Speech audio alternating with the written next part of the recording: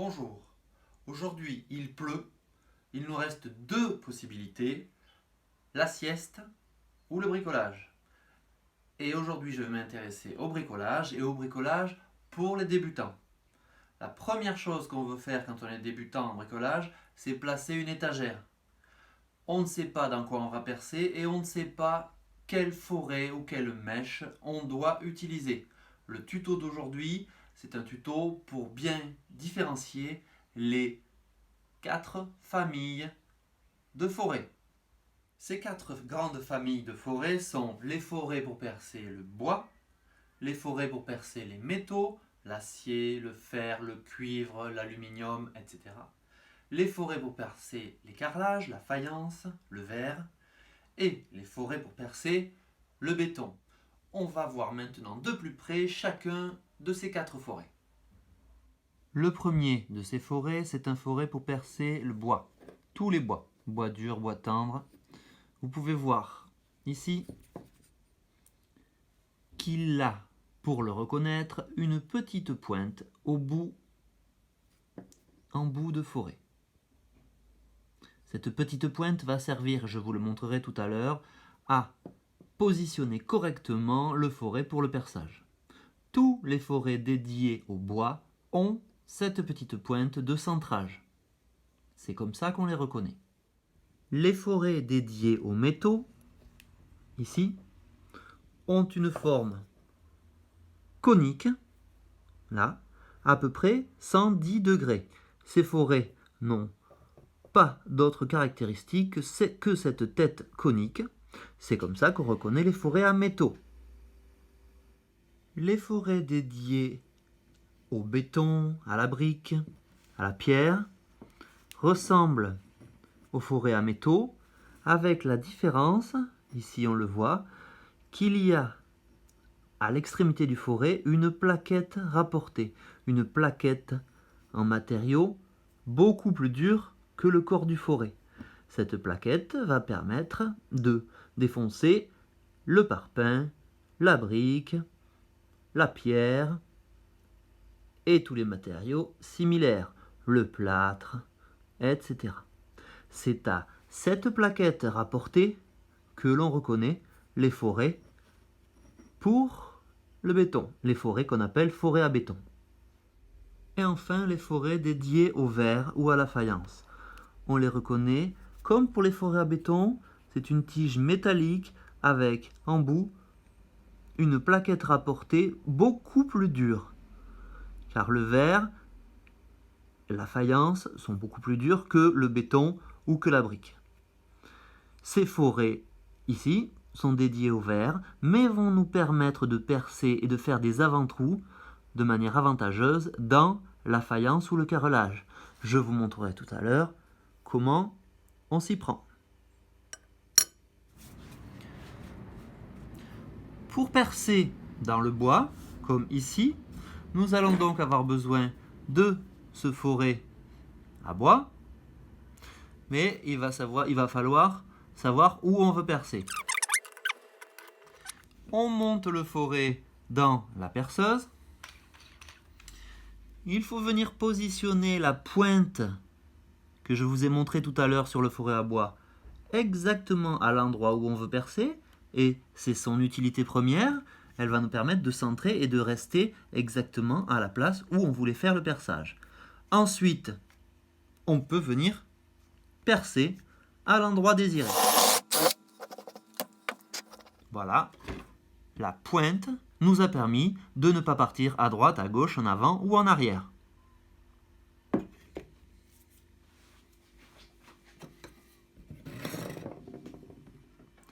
Pour venir percer dans le fer, ici l'acier, on va utiliser ce genre de forêt uniquement conique. C'est le forêt à acier comme je vous l'ai montré tout à l'heure. Pour percer dans l'acier et éviter de percer trop à droite, trop à gauche, première étape comme tout à l'heure, on commence à marquer l'endroit exact où on veut percer. L'acier est un matériau beaucoup plus dur que le bois. Nous ne pourrons donc pas utiliser un forêt avec une pointe pour se centrer. Et le forêt risque de glisser avant d'avoir commencé à percer la matière. Pour ceci, on fait ce qu'on appelle un point de centrage. Avec ce matériel, qui est un pointeau, on vient se positionner exactement où l'on veut percer et, une fois positionné, attention aux oreilles, on vient donner un grand coup de pointeau exactement à l'endroit, ce qui a pour effet de centrer le futur perçage. Je vous montre. Ici, on voit bien l'endroit où j'ai donné le coup de marteau avec le pointeau. Chaque fois que cela est possible, il faut absolument faire ce centrage avec le pointeau. On monte le forêt sur la perceuse. Le forêt est monté sur la perceuse. Avant de percer, pour éviter d'user trop vite les forêts, un petit peu d'huile de coupe. Si vous n'avez pas d'huile de coupe, et si vous n'avez qu'un perçage à faire de temps en temps, de l'huile la plus simple possible fera déjà beaucoup. Je positionne mon forêt exactement à l'endroit où j'ai frappé avec mon pointeau et je perce.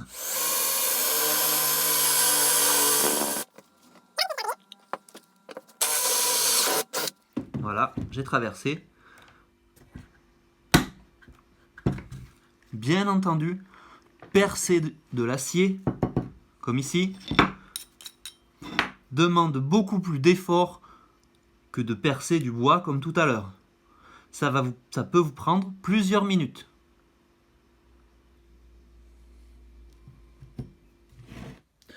Nous passons maintenant au perçage de la faïence avec le forêt que je vous ai montré tout à l'heure, comme ceci.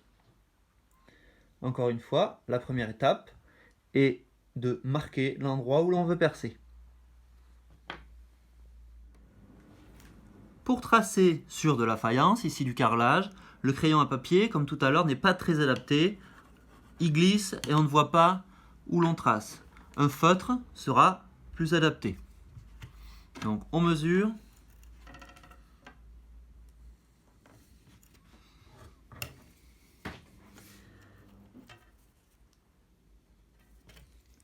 Je veux percer exactement ici.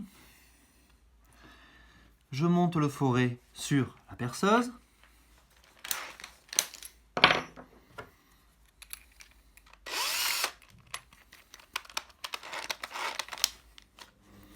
Je positionne la pointe du forêt exactement là où je veux percer. Et là, il faut percer. Il faut éviter de pencher la perceuse trop à droite ou trop à gauche, être le plus droit possible et faire tourner la perceuse le plus lentement possible au début.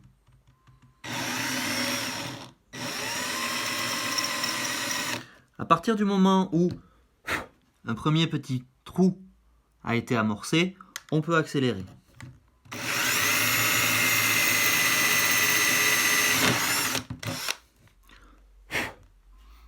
Voilà, mon carrelage a été parfaitement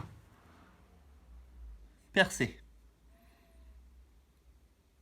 Il y a une autre possibilité pour percer du carrelage. Donc, je maintiens mon carrelage.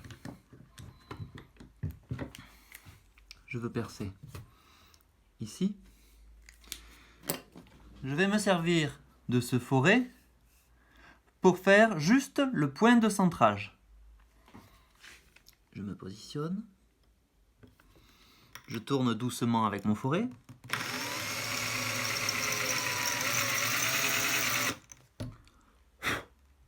Maintenant que mon point de centrage est fait, je peux utiliser un forêt à béton, comme on a vu tout à l'heure,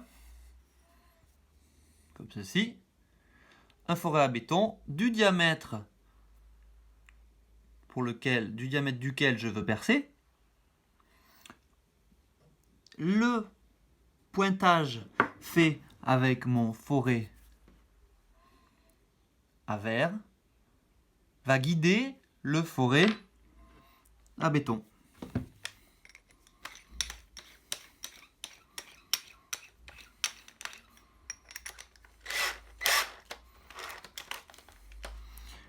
Ici, mon fourré est très gros.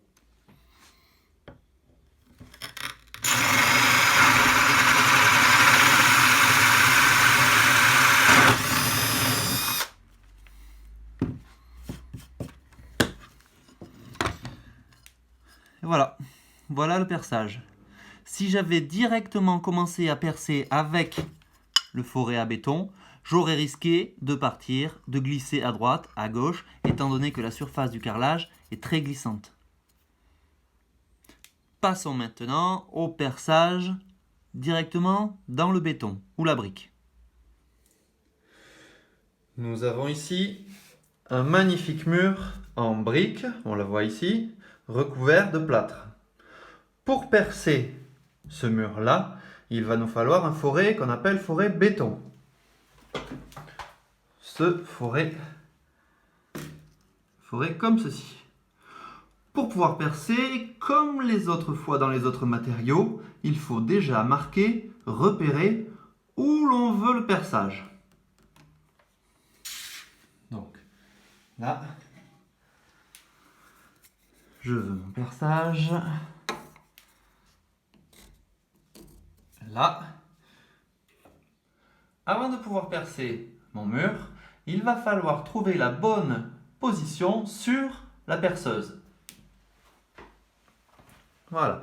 Sur les perceuses, les endroits sont repérés différemment, mais le symbole est toujours le même. Ici, c'est la position pour percer les métaux, le bois. Ici, cette perceuse est une perceuse visseuse, on reconnaît un peu une tête de vis, donc c'est pour la position vissage.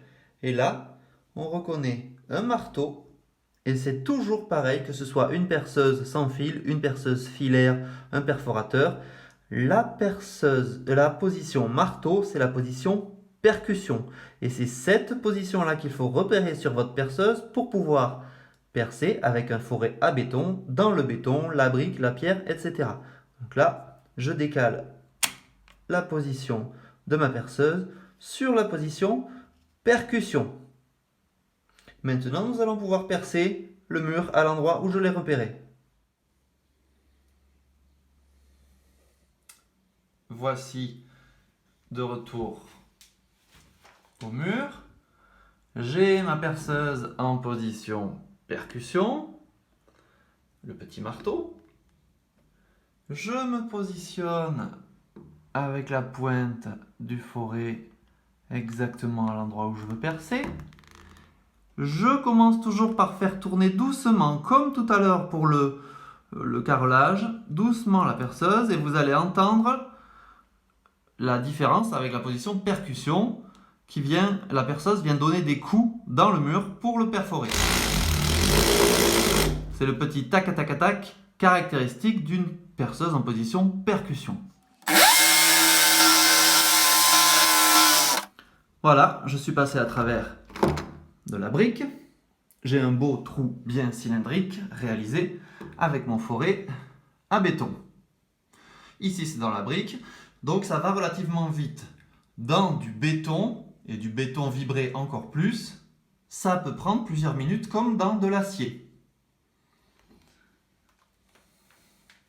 Une dernière chose, quand vous percez dans du béton, vous l'avez vu, il se produit beaucoup de poussière. Si vous avez la possibilité et le matériel sous la main, utilisez dans une main la perceuse, dans l'autre un aspirateur.